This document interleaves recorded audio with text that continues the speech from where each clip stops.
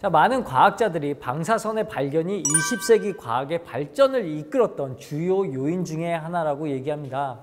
이 방사선이 지금까지 조선, 재료, 약품, 의학, 우주, 항공, 육종 등 다양한 분야에 응용되고 있는데요. 특히 인체 질병의 진단과 치료의 분야에 굉장히 획기적인 발전을 이루는 데 기여했습니다. 자, 이처럼 일상생활에 깊숙이 들어와 있는 방사선에 대해서 무엇인지 잘 알아보고요.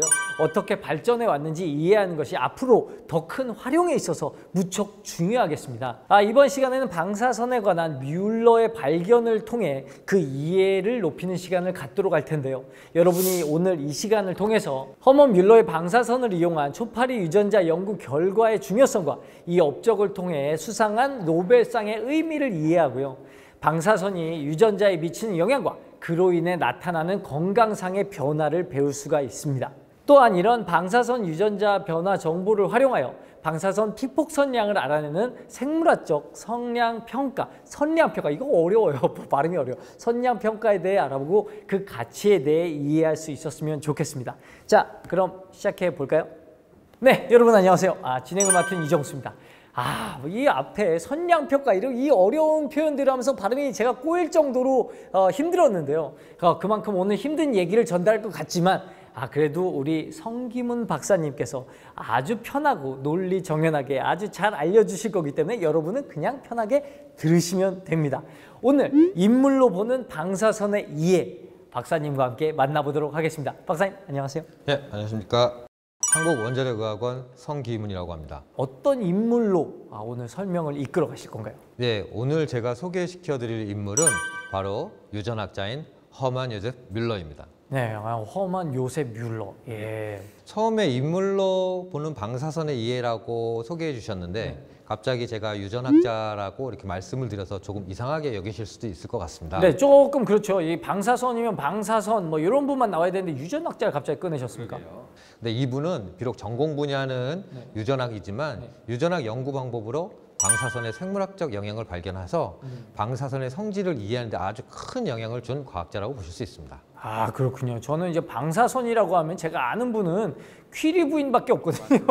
퀴리 부인밖에 없는데 오늘 유전학자와 방사선 어떤 조합이 될지 굉장히 생소합니다.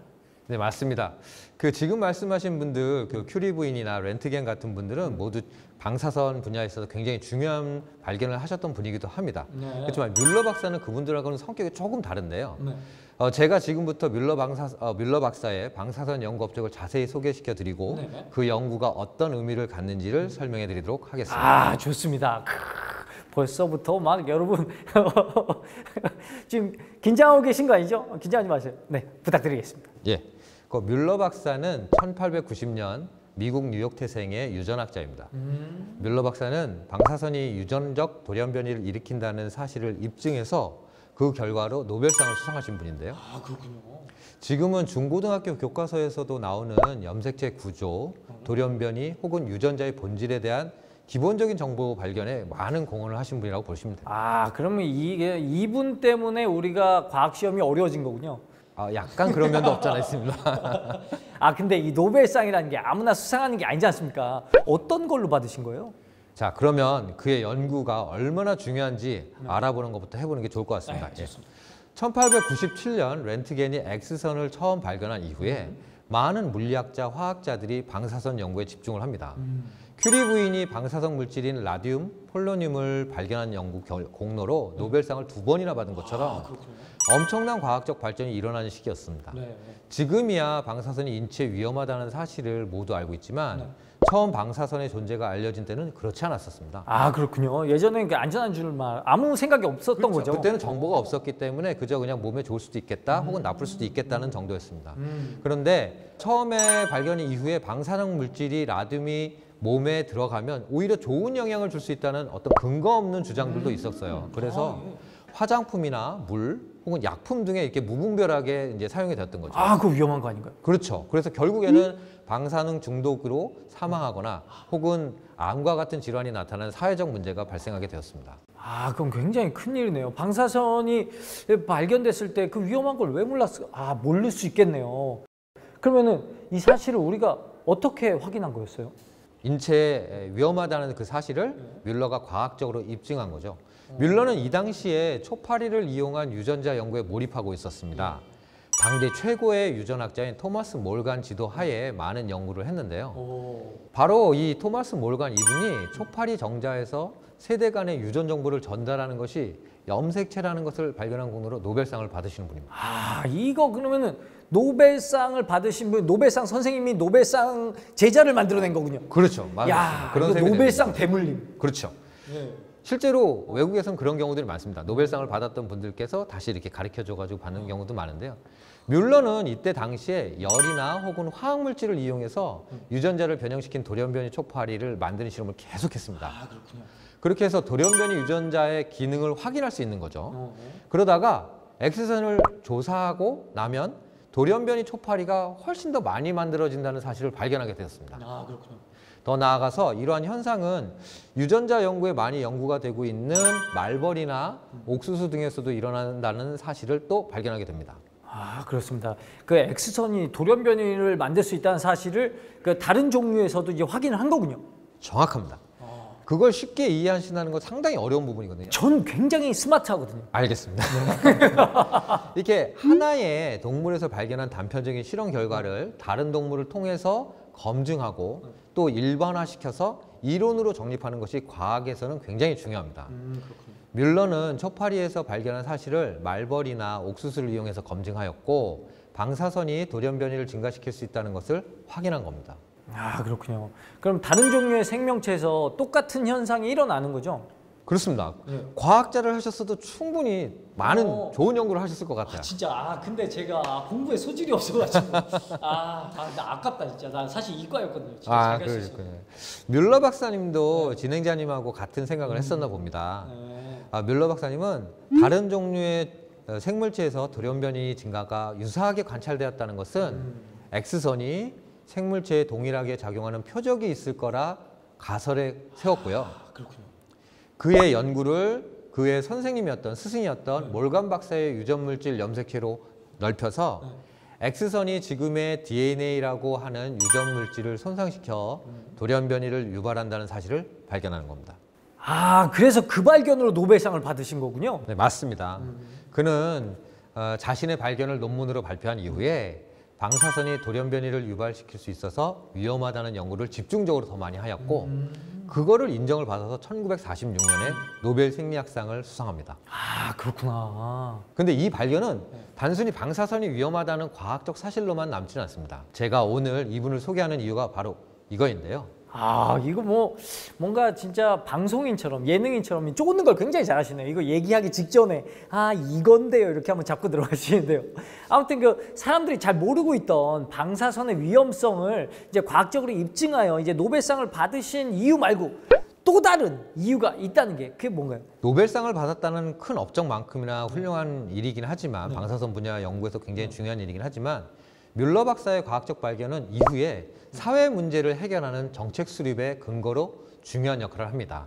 더 나아가서는 방사선의 이용에 필요한 안전 규제의 기초 확립에 직접적으로 활용되기도 합니다. 저는 조금 의아한데 이 과학적 발견이 사회 문제 해결에 도움이 됐다. 이게 뭔가 좀 자세히 설명해 주셔야 될 것 같은데요. 네, 뮬러 박사가 노벨상을 받았던 그 시점으로 돌아가야 하는데요. 그 당시 그러니까 1946년은 잘 아시다시피 2차 세계대전이 끝나고 미국이 히로시마와 나가사키에 원폭을 투하하여 2차 세계대전을 종식시킨 후 얼마 지나지 않은 시점입니다. 네, 그렇군요. 원폭의 무시무시한 결과로 인해서 미국 내에서조차도 방사선의 위험성에 대해서 심각하게 고민을 하던 시기입니다. 게다가 방사선 노출로 질병과 사망에 이른 사건들이 신문에 대대적으로 보도되니까 사회에서 그 대중들이 느끼는 방사선 공포가 대단했던 거죠. 거기에 뮬러 박사가 노벨상 수상 소감으로 정점을 찍는데요. 뭐였습니까? 이거 드라마 같은데 최대한 뮬러 박사처럼 말씀해 주시면 안 됩니까?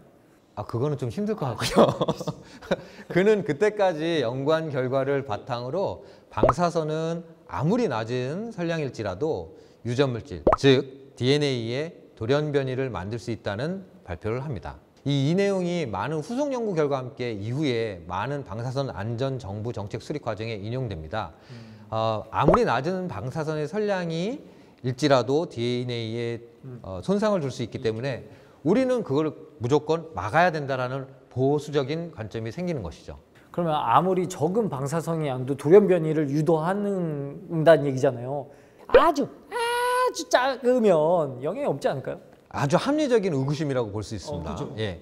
위험한 물질이라고 해도 그 양이 매우 낮다고 한다면 실제 그러한 현상이 일으키지 않는 경우가 독성 물질 중에서는 상당 부분 있습니다. 그죠. 우리 뭐 면역 체계라는 것도 있을 텐데요. 맞습니다. 예. 실제로 당시 뮬러 박사도 그 매우 낮은 선량이라고 하는 게 정확하게 어느 정도 되는 선량인지는 기준을 제시하지 못했습니다. 그러면은 뭐 박사님도 그냥 찍으신 거군요. 아 이거 위험해. 이거 찍 그런 거야. 막. 찍었다기보다는 다만 이제 본인이 연구한 수준의 방사선이 돌연 변이를 유도한다는 사실은 분명한 거였고 대신에 사람의 생명과 건강을 보호해야 한다는 보수적인 관점으로 주장을 했던 거였기 때문에 뭐 당시 사회를 안전하게 발전시켜야 하는 정책 입안자들로 봤을 때는 당연히 그 기초로 활용을 했던 것이죠. 아 그렇군요. 그러면 과학적 발견이 사회의 안전을 위한 정책 수립에 도움이 됐다는 게 이제 전 이해가 됩니다. 맞습니다. 그럼 지금도 그런 내용이 이제 반영되고 있는 건가요? 물론이죠. 우리가 잘 알고 있는 국제 원자력 기구 IAEA나 국제 방사선 방어위원회 ICRP 등 방사선 관련 국제 기구에서는 아직도 방사선 방어의 원칙 수립에 이 가설을 채택하고 있습니다. 아 그렇군요. 어려운 용어로 선형 무역치 모델 혹은 줄여서 LNT 모델이라고 부릅니다. 그러면 아무리 낮은 방사선량도 DNA에 손상을 줄 수 있으니까 1차 방정식처럼 이제 이게 같이 이제 비례적으로 증가한다 뭐 이런 거죠. 엄청나게 똑똑한 답변입니다. 이과 나왔어요. 맞습니다. 이게 선형이고 역치라고 하는 것이 없기 때문에 선형 무역치 모델이라고 이름을 붙이는 겁니다. 아 그게 그런 뜻이군요. 선형 무역치. 저는 사실 그 말은 이해 못했거든요. 아무튼 뮬러 박사님이 오늘의 주인공인 이유를 이제 좀 알 것 같습니다. 뮬러 박사님의 업적과 의미를 다시 한번 요약해서 말씀해 주시면 좋을 것 같아요. 네, 뮬러 박사님은 초파리를 이용한 유전학 연구를 통해서 방사선이 유전 물질, 즉 DNA에 손상을 줄 수 있다는 사실을 과학적으로 입증하였고 더 나아가 방사선 안전 원칙을 뒷받침하는 연구 업적을 쌓아서 현재의 방사선 방어 체계 수립에 기여했습니다. 방사선 생물학이라는 분야가 확립되는 근간이기도 했고요. 그렇군요. 아 감사합니다, 박사님. 이 뮬러 박사의 그 방사선 연구에 대한 흥미로운 사실을 또 오늘 배우게 됐는데요. 그런데 조금 전에 말씀하셨던 방사선 생물학 분야의 발전에 뮬러 박사의 연구와 그 직접적으로 연관된 부분이 있을까요? 그럼요. 일단 방사선의 DNA 손상은 많은 방사선 피폭, 인체 영향의 가장 근본적인 것이어서 의생명과학 분야의 질병 연구에 있어서 많이 연구가 되고 있습니다. 그렇군요. 그러니까 쉽게 얘기를 하면 텔레비전이나 컴퓨터 등 가전제품이 고장이 나면 멈췄을 때 우리가 가장 먼저 살펴보는 것은 콘센트? 그렇습니다. 가장 먼저 살펴보는 것이 바로 기본적으로 전원장치인데요. 그렇죠. 그 DNA의 손상이 바로 그런 기본적인 전원장치 쪽의 문제라고 보시면 됩니다. 아 그렇군요. 그러면 가장 근본적인 영향이라고 할 수가 있겠네요. 예. 방사선의 유전적인 영향을 응용한 또 다른 분야가 있을까요? 가장 직접적으로 응용한 분야가 있습니다. 바로 방사선에 얼마나 노출이 되었는지를 유전적 영향을 검사를 통해서 확인하는 건데요. 그래요? 방사선에 얼마나 노출되었는지 유전적 영향으로 알 수가 있어요. 그거 어려운 거 아닌가? 우리 유전자를 그러니까 어떻게 이제 검사를 하는 거죠. 이것도 좀 쉽게 좀 설명을 해주시겠습니까? 네, 알겠습니다. 우선 방사선에 노출되었을 때 인체에 어디서 그 영향을 검사할 것인가를 갖다 먼저 살펴봐야 하는데요. 인체를 구성하고 있는 여러 요소 가운데 가장 작은 단위를 세포라고 합니다. 이 세포에는 리보섬, 미토콘드리아, 소포체 등 다양한 작은 소기관들이 또 존재하고요. 슬슬 제가 아는 것들이 나오는군요. 그 중에서도 이제 유전 정보를 저장하고 있다는 핵이 존재합니다. 이 핵, 누클리어스에는 유전 정보인 DNA와 관련돼 있는 단백질의 복합진 염색질이 존재하고요. 이 염색질이 세포 주기에 따라 염색체, 즉 크로모솜이라고 하는 형태로 나타나게 됩니다. 그렇군요. 이제 슬슬 어려워지긴 하는데 이제 나올 만한 건 다 나왔죠? 네, 맞습니다. 이게 사실은 전문 분야가 아니기 때문에 쉽지는 않습니다. 그렇다면 이제 한번 거꾸로 작은 단위로부터 이제 다시 올라가 보겠습니다. DNA는 많이 들어보셨으니까 아시죠? 들어봤죠. 그 DNA가 인체 모든 중요 정보를 저장하는 겁니다. 부모님으로부터 물려받아서 유전 물질이라고도 부르는 거고요. 좀 전에 제가 말씀드렸던 것처럼 토마스 몰간에 의해서 발견이 돼서 노벨상을 받은 부분 영향이기도 합니다. 자, 그럼 좀 전에 우리가 얘기 나눴던 뮬러의 발견으로 다시 한번 가볼까요? 뮬러가 발견한 내용처럼 방사선은 유전물질, 즉 DNA의 손상을 만들어냅니다. 시간이 흐르면서 많은 방사선 생물학자들이 더 자세히 연구를 해보니까 이 DNA 손상은 매우 다양한 형태로 나타난다는 것을 알아냈어요. 아, 어떻게요? 그리고 감사하게도 인체는 그 손상을 또 다시 복구할 수 있는 시스템도 갖고 있었죠. 아, 그렇군요. 다양한 방식으로 DNA 손상이 나타나는군요. 그런데 그걸 어떻게 알 수 있을까요? DNA가 매우 작은 크기라서 그게 눈에 안 보이잖아요. 맞습니다. 사실 DNA는 매우 크기가 작아서 보통 나노미터 크기로 이제 구성이 되어 있습니다. 실제로 그렇게 혼자 단독으로 존재하지도 않아서 그 DNA 손상을 직접 보기라는 것은 여러 가지 제약이 있습니다. 그렇죠. 그래서 그 부분을 조금 더 극복하고자 DNA를 세포의 핵에서 볼 수 있는 형태에 집중을 하게 됐던 거죠. 오. 이 DNA는 핵 내에서 다른 단백질과 함께 여러 차례 얽히고 설키고 해서 염색체, 말씀드렸던 크로모점이라는 구조를 띠게 되는 겁니다. 네. 사람의 몸의 염색체는 이제부터는 좀 아시는 내용이 나올 거예요. 서로 같은 모양의 상동 염색체 22쌍과 성에 따라 달라지는 성 염색체 2개가 있는데 여성은 XX, 남성은 XY. 그렇지. 이거 아는 거예요. 이렇게 총 46개가 나타나는데요. 각 염색체의 특징에 따라서 분류가 가능합니다. 그렇군요. 이거 제가 중고등학교 때 많이 배우던 거거든요. 맞습니다. 바로 그 염색체가 그 얼굴이 다른 형태의 DNA인 셈인 거죠. 방사선에 의해 생긴 DNA 손상이 염색체에 그대로 나타나고 그 특이적인 형태를 관찰해서 방사선 노출 정도를 검사할 수 있는 겁니다. 아, 그렇군요. 그러면 눈으로 볼 수 없었던 방사선에 대한 DNA 손상을 염색체를 통해서 관찰할 수 있다는 얘기인데, 그죠? 근데 실제로 그 원리를 통해서 검사를 할 수 있나요? 네, 실제 그런 검사가 있습니다. 그러니까 일반인들에게는 좀 생소한 방법이기는 합니다. 근데 방사선 관련 종사자나 혹은 일반인들 중에서 방사선 노출이 조금 의심스러울 때가 있을 거예요. 그때 이제 검사하는 방법이 바로 생물학적 선량평가라고 하는 방법입니다. 아, 생물학적 선량평가요. 그 병원에서 하는 그 소변 검사, 혈액 검사 그런 건가요? 말씀하신 것처럼 그런 비슷한 검사라고도 볼 수 있기는 한데요. 다른 검사보다는 조금 더 어렵고 아까 볼 수 있다라고 하긴 했지만 육안으로 직접 보는 건 아니고 이제 조금 시간과 장비가 많이 필요로 하는 검사이기도 합니다. 아, 그래요? 그러니까 어려운 방법이라니까 무척 흥미로운데요. 저는 그냥 이렇게 현미경 같은 걸로 고배율로 이렇게 보면 되는 줄 알았더니 그것도 그런 건 아닌가 봐요. 사실 어려운 부분이긴 하지만 제가 최대한 쉽게 설명을 드릴 수 있도록 하겠습니다. 좀 전에 DNA 손상이 이제 DNA가 얼굴이 달라진 염색체의 손상으로 관찰될 수 있다라고 말씀을 드렸습니다. 이 염색체 손상은 우리의 혈액을 이용해서 검사하는 겁니다.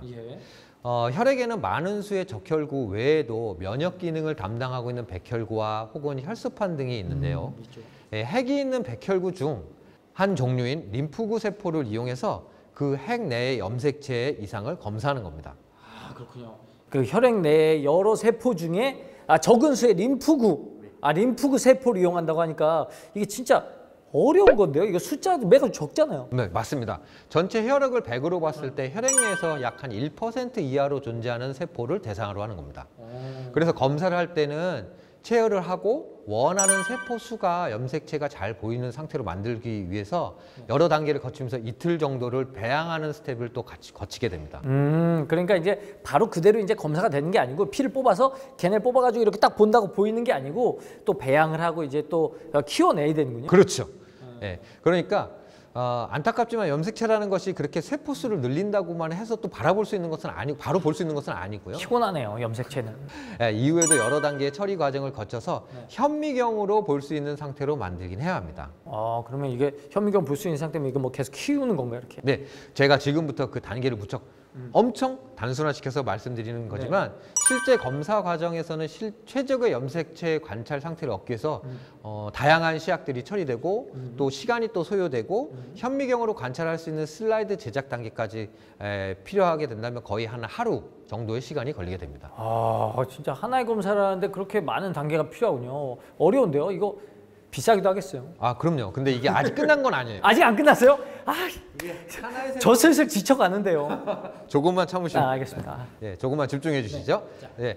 하나의 세포에서 보이는 염색체를 갖고 방사선에 얼마나 노출되었다고 얘기하는 건 사실 좀 부족하죠. 방사선 노출의 조건이나 손상이 되는 정도 또는 그 손상이 복구되는 정도가 진행자님 만큼 또 저만큼 사람마다 다를 수가 있기 때문에 한 세포 염색체로만 분석하는 것은 정확하지 않습니다. 그래서 전 세계적으로 정확한 검사를 위해서 그 기준을 마련했는데요. 한 1000개의 세포를 대상으로 검사를 해서 염색체 이상 돌연변이 수를 계수하고 그러니까 카운팅을 하고 숫자를 세요? 네, 그리고 오류를 방지하고자 두 검사자가 다시 중복으로 교차를 또 관찰합니다. 아, 했던 걸 또 해? 그렇죠. 정확한 검사 결과를 위해서 정상 염색체 아까 46개라고 했잖아요. 그 정상 염색체 46개하고 다른 모양의 형태가 있는지를 검사하는 겁니다. 아, 이게 1000개 세포 핵이고 막 다시 2번 또 하고 막 이러면 엄청 피곤할 것 같은데 그거 관찰하는 사람도 눈이 엄청 아프겠어요. 이거 까다로운데요? 네, 맞습니다. 정확한 검사 결과가 있어야만 환자의 정확한 방사선 피폭 정도와 그에 맞는 의료적 처치가 원활하게 이루어질 수 있기 때문에 당연히 이 과정들은 필요한 겁니다. 더불어서 오랜 시간 동안 고도로 훈련된 전문가가 빠르게 판독한다고 해도 기본적으로 한 명이 46,000개의 염색체를 확인해야 하는 단계가 있기 때문에 당연히 많은 시간이 소요될 수밖에 없습니다. 야, 그건 뭐 지금 말씀하셨지만 빠르게 센다고 하지만 전 빠르게 세도 하나, 둘, 셋, 넷, 다섯, 여섯 이게 최선이거든요. 이게 46,000까지 가려면은 너무 어려운데 이게 숙련된 검사자들이 이걸 보는 것도 당연히 어려울 텐데 이건 저는 그 길로 안 들어서길 너무 잘한 것 같습니다. 다 비슷해 보일 거 아니에요? 지금 진행자님의 그 말씀하시는 그런 속도를 보면 아마도 훈련을 받으셨다면 더 잘하실 수도 있을지 그래요? 이게 말 빠른 사람들이 이것도 잘하나요? 네, 그렇습니다. 센스가 있으시니까요. 네, 그분들은 사실 그 반복적인 교육과 훈련을 통해서 염색체 이상 형태를 판독합니다. 염색체 이상, 즉 돌연변이라고 부르는 현상은 종류가 여러 종류가 있는데요. 46,000개의 염색체 검사 대상보다 사실은 그 몇 배의 형태 정보를 숙지하고 있어야만 판독이 가능한 거죠. 염색체 이상 돌연변이 종류가 하나가 아니라 많이 있다는 거예요? 그렇죠. 사실은 방사선이 DNA에 손상을 줄 때도 여러 가지 종류의 손상이 나올 수가 있습니다. 또 DNA 절단 부위나 서열의 특징에 따라서 다양한 종류의 염색체 이상 형태가 결정되는데 그 중에서도 저희가 지금 보는 것은 대표적으로 많이 나타나는 것이 이제 동원체가 2개가 있는 이동원 염색체 혹은 고리 형태의 링 염색체, 단편만 조각만 존재하는 형태 또는 한 염색체에서 다른 염색체로 이동하는 전자 염색체라고 하는 것들이 있습니다. 이것들을 검출하는 방법은 또 각각이 다 나눠져 있고요. 이거 들으면 들을수록 간단한 검사법이 아니라는 생각이 들면서 이거 진짜 오랜 동안 쌓여온 과학적 지식이나 경험의 산물이 아닌가라는 생각이 듭니다. 맞습니다. 그렇게 알아주시면 정말 그 직종에 종사하시는 선생님들께서 굉장히 감사하실 거예요. 네, 제가 알아드립니다. 정말 대단하신 거예요. 한 말씀 덧붙이면 이 검사는 세포의 배양에서부터 슬라이드 제작, 염색체 이미지에 대한 자동 촬영 프로그램 운영, 염색체 이상 판독 및 교차 검증까지 일련의 과정에 대해 엄격한 정도 관리가 잘 이루어진 연구실에서 이루어져야만 보다 정확한 피폭 선량값이 나올 수 있습니다. 당연히 검사에 들어가는 시약이나 혹은 장비, 일체 등에 대해서도 엄격한 관리가 필요하고요. 그래서 검사의 절차와 과정을 ISO 국제표준화기구 기준에 따라 관리하여 국제공인 메디컬 시험기관으로 인정받는 것이 가장 좋습니다. 정말 그렇군요. 정상 염색체와 이상 염색체의 정확한 판독을 통해서만 이 방사선의 유전적 영향 기반 피폭 선량 평가가 가능한 거군요. 정말 맞습니다. 이렇게 어려운 거를 정말 이렇게 쉽게 설명해 주셔서 감사합니다. 과찬이신 것 같고요. 제 전공 분야니까. 네, 맞습니다. 대단하죠, 사실은. 게다가 해외에서도 찾기 어려운 생물학적 선량평가 분야의 국제 공인 메디컬 시험기관이 바로 우리나라에도 있습니다. 그래요? 어디요? 바로 한국원자력의학원 국가방사선 비상진료센터 생물선량평가팀인데요. 제가 그 팀 팀장입니다. 그렇군요. 뭐 그거 자랑하시려고 나오신 겁니까? 자랑할 만합니다. 그렇죠. 여러분 중에서도 방사선에 노출되었는지 의심이 된다면 국가방사선 비상진료센터 방사선 클리닉에 방문하셔서 의사 선생님과 면담하신 후에 검사를 받으실 수 있습니다. 그렇게 검사를 받으러 가면 박사님 만나는 겁니까? 저는 못 만날 겁니다. 워낙 팀장님 높으신 분이라 만날 수가 없다는 얘기를 간접적으로 해주셨습니다. 네, 이번 시간에는 뮬러라는 인물의 연구 결과를 시작으로 방사선이 우리 몸에 미치는 유전적 영향에 대해서 알아보고요. 그리고 과학적 발견이 우리 일상생활에 어떻게 활용될 수 있는지 조금 더 알 수 있는 시간이 됐습니다. 그 방사선의 유전적 영향을 활용해서 방사성 피폭 검사를 할 수 있다는 사실 이제 잘 아셨죠? 예. 네, 지금까지 인물로 보는 방사선의 이해였습니다. 오늘 이 인물에 대한 이해를 위해 최선을 다해 주신 성기문 박사님께 박수를 감사합니다.